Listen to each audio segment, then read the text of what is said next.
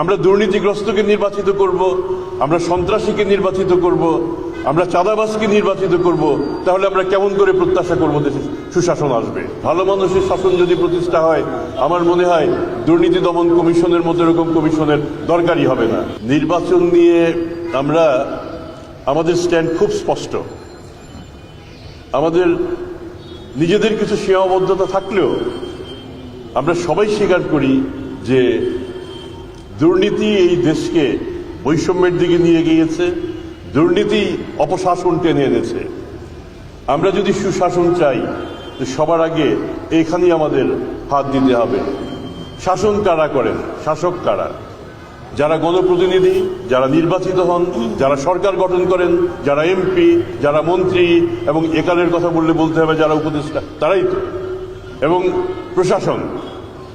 আমরা যদি নির্বাচনে সঠিক লোককে নির্বাচন করি, আমরা দুর্নীতিগ্রস্তকে নির্বাচিত করব, আমরা সন্ত্রাসীকে নির্বাচিত করব, আমরা চাঁদাবাজকে নির্বাচিত করব, তাহলে আমরা কেমন করে প্রত্যাশা করব দেশে সুশাসন আসবে?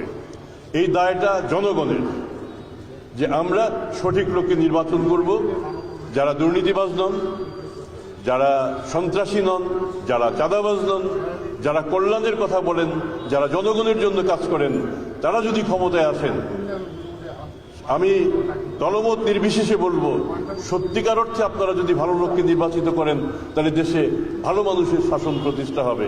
আর ভালো মানুষের শাসন যদি প্রতিষ্ঠা হয়, আমার মনে হয় দুর্নীতি দমন কমিশনের মতো এরকম কমিশনের দরকারই হবে না। তার প্রধান হুইসেল ব্লোয়ার হচ্ছেন আপনারা।